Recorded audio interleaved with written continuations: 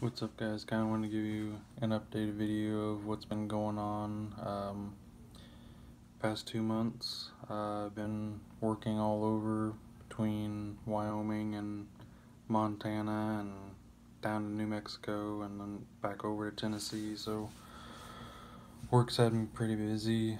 Only been getting usually about the weekends, maybe occasionally I get a day or two off back home. Right now I'm up in Superior, Wisconsin. Supposed to be down in Missouri working, but they have all the floods going on in Missouri, so I have a job down there, but it keeps getting pushed back every week because, you can't lay rail for the railroad and the floodwaters, so stuck up here in Wisconsin. I try and get home every weekend still. It's an hour drive. But just kind of want to give you a video of what's been going on. Past 2 months, we're about that close to being done. First off, obviously, was pull the transmission and get it sent off. End up taking it to Kendall Goyne in Independence, Missouri. He's the owner of Goyne Performance. Has a pretty nice had a pretty nice Fox Body Mustang. Those who don't know, he was at an event somewhere, was loading up his car to go home, and apparently the cops were chasing some kid, and this kid T-boned his probably $60, $70, $80,000 or not more race car, and now his race car is destroyed, and we don't have insurance on our race cars, so yeah, he's got that going on. So that's kind of been my delay on my transmission, but I'll get into that later on. Of course, after we pulled the transmission out, I sent the converter off to Circle D to have it looked over, checked over, make sure that it was 100% when I go to put the transmission back in, because obviously the transmission had burnt up the clutches. From what Kendall was saying, it warped 2 drums. So I'm also trying to address a overheating issue in the transmission. Still using the stock cooler just because a lot of guys are using the stock cooler, but I'm going to try and find a deep pan for a 6R80. It seems pretty hard to find, being that the 2015 up part number and 2011 to 2014 part number are 2 different numbers and 2 different prices. So still trying to figure out, which one will work or not. So yeah, sent the converter off to Circle D. Sent it off on a Friday, got it the next Friday. Pretty quick about it. They didn't charge me anything, so thanks Circle D. All I did was pay shipping. Another thing that I did was install the oil pump and crank sprocket gear. I did it myself. Again, everything that I can do, I'm going to do on this car. I'm not going to take it to have somebody else do it besides Cage, which I'll get to that in a little bit. But yeah, install the oil pump gear and crank sprocket. It was pretty easy. The only hard part was obviously the 2 bolts for the pickup tube. I actually had to have my wife help me on that with her small hands.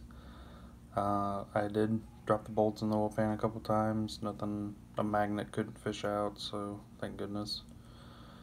Yeah, I got that all taken care of. A couple things that I bought, which I bought over Black Friday, were the Corbu racing seats, Corbu 5-point harnesses, and then a Ford Racing rear seat delete. Just because with the Cage we're not going to have a need for the back seats, because the bars will go through the seats and I'm not dealing with that. Excuse me. So I got the Corbu seats mounted on the Corbu brackets. They're wide seats. Obviously I'm a bigger guy, so I had to go with wide. Being that I have wider hips means that it's a tighter fit in the car. There's literally, you can't even slide paper between the center console and the door trim. It's just that tight. So hopefully that doesn't screw us in the long run.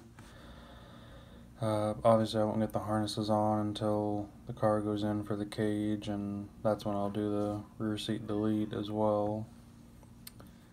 Like I said, I pulled the carpet out.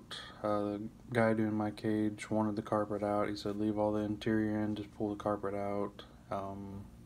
That way he can lay, you know, all of his braces and flat metal and whatnot. And then, you know, work the piping around the interior so it's a tight fitting cage, so it should look pretty nice. He's a local guy, he's a good friend of mine. You know, probably saved me $2,000 from taking it to, you know, TIG Performance or TIG Vision down in Florida, which would require, you know, at least 3 days to get down there, drop the car off, and get back. So gonna have him do it. He's worked with Startline Motorsports in Eldon, Missouri, and they've done cages for Big Chief, the El Camino, you know, a bunch of other fast guys. Another kind of personal one was the wife traded in her Suburban, 2011 Suburban that we had for a 2015 Navigator. Has the V6 EcoBoost. Multiple reasons why we did it. Just it's going to be safer, you know, for the long run. It tows more, it gets better fuel mileage. It still has all the nice features that we had in our Suburban. It's just in a nicer vehicle, plus it's Ford product. Yeah, it's all blacked out so it matches my car, which makes it even that much more nice. She absolutely loves it. I like it. I miss the Suburban, but you gotta be a little realistic sometimes. So, also, being that we bought the Navigator, we also bought a tilt trailer. It's a 22-foot Skag tilt trailer. Has 18-foot tilt, 4-foot stationary. 3,500 pound axles, LED lighting. I mean, we got a pretty good price on it, but it's like a bare minimum trailer.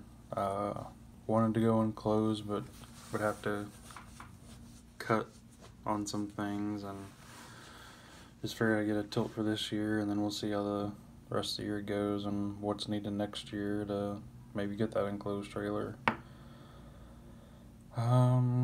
Also, we registered for the Great American No Prep Race Weekend in the Mild Street. For those of you, I know I've mentioned it before, it's 3 days, 3 tracks, Eddyville, Iowa, US 36 in Cameron, Missouri, and then Ozark down in Rogersville, Missouri. All 3 no prep races, 3 different starts. They're going to do a flashlight, an arm drop, and then a tree, and the tree is just instant green. So that should be pretty interesting. There's a lot of guys registered for Mild Street in the class I'm in. Actually got a couple other LPF cars in the weekend as well, so that's pretty exciting. Also registered for Streetcar Takeover Kansas City, the little kickoff party that they're going to have at Arrowhead. Originally I registered to be in the show, and then I got offered to be alongside Skinny's Street Car Sauce. There you have a little booth that they're going to have set up, and wanted a couple cars, and they offered me a spot, and I mentioned Tim Perdue. I mention him because he's also the first round call out of the Great American No Prep Weekend. So, you know, what better, you know, display than to have your first round call out displayed at Arrowhead for, you know, all the locals to see the event and hopefully get more cars registered.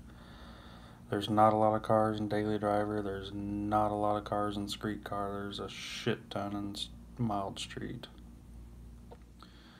Other than that, we installed the parachute. We got the parachute from Motion Raceworks. I always get how they word it tied up. Doug Cook's the owner. Got us a pretty good deal on the parachute for the S550.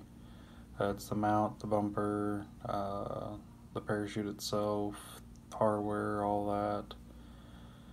I've got most of the parachute lined up. Then whenever I have the cage installed, that's when he's going to weld in, the brackets for the mounting of the lever to pull the chute, and I believe there's a part where he has to weld up on the parachute as well, on the bumper support, I believe. So we got that installed. It's kind of how we announced that my wife and I are expecting. I'll post that video up, or picture up. Yeah, we found out we're adding a crew member to our team. Pretty excited about that. It'd be my first child, and our first child, I should say. Gonna be a long summer for her, because all these events are gonna be in the summertime, and she's gonna be months pregnant down the road. So actually got our first ultrasound appointment the day before the streetcar takeover in Kansas City. So that'll be pretty exciting. Hopefully my work schedule works out to where I can get off. Another thing that I've been doing in the off time is trying to get the house ready, for the kid. Obviously, we've got months to go, but, we're changing. We have 3 cats, and the room where the cat litter box is the room where we're going to have as the baby room, so we're moving the cat litter box. She wants to update the bathrooms, and it's just project after project.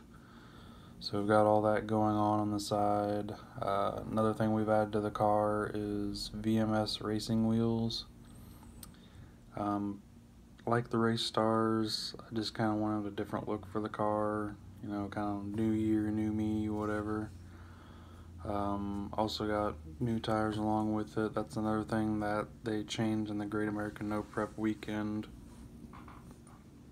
Because it used to be no matter what, you had to be on 275 or smaller tire on Mild Street and Street Car. Well, they changed the rules in Mild Street that anything with a 17-inch wheel or bigger, you can run any size tire you want. So you could run a 315 or 305, which is a common tire, a 325. So obviously it had to be a drag radial, so no bias plies. So yeah, we end up getting the 305, 45, 17 ET Street R's on a drag radial. Got them mounted up on the new wheels. Went with 28s in the front and over the 26s that we've had on the car. I've heard that helps out with the 60 foot. Another thing that I've done to help with the 60 foot is, which I should have done this a long time ago, was remove the front sway bar, the end links, all that. Got all that removed. I also bought BMR cradle lockout, and then the differential bushings to help the rear end, hopefully cut a better 60 foot. Other than that, there's been, kind of small, odd end things that I've done. The bumper latches, it's like a common S550 problem, where you just drill a hole in your bumper, put a little latch, push button latch, and then it holds the bumper in place. Did that.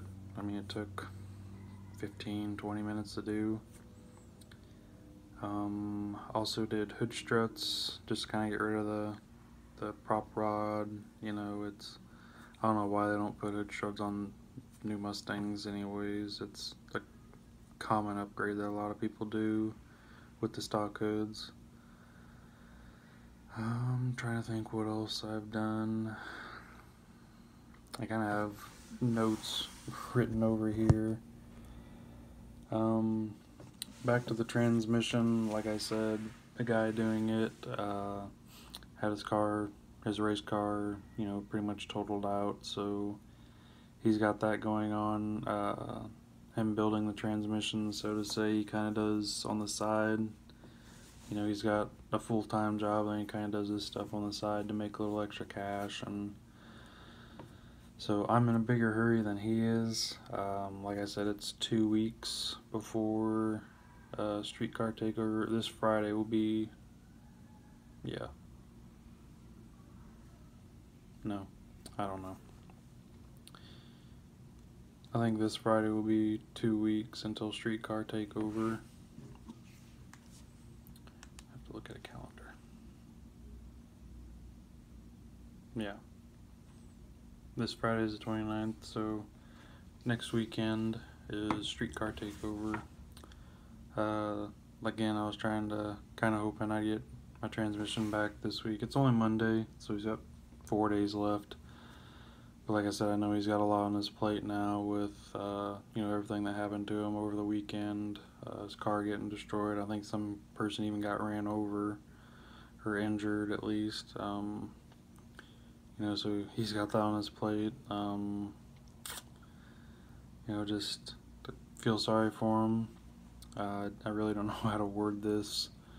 I'm kind of to the point now. I've waited like a month or so since I gave him my transmission. I'm kind of wishing I would have went with Brett LaSalle. I probably could have, afforded the extra $200-300 to go to him, and I would have had it 3 weeks ago. I wouldn't be in this dilemma. I had my car already taken to the shop to have the cage done. So, if by chance I do get my transmission this week, cross your fingers, I probably won't be at Kansas City with a cage. I think it'd just be too last minute, especially with all the things I gotta do Friday. I have to meet with a tax attorney about amending taxes, and then that's our ultrasound as well. And the next day is Streetcar Takeover, so that's that. Again, I've got a couple events that I have, interested on Facebook, just to kind of see, where I'm at that weekend. Other than that, that's all I got for you guys. I wish I, had the car in the background. I might post up some pictures of everything, kind of some updates, but other than that, that's all I got for you guys. I'll try and get a video, as soon as the car's down the ground and running, and other than that, hope you guys have a good night and stay safe, and let me know what your 2019 plans are. Thank you, have a good night.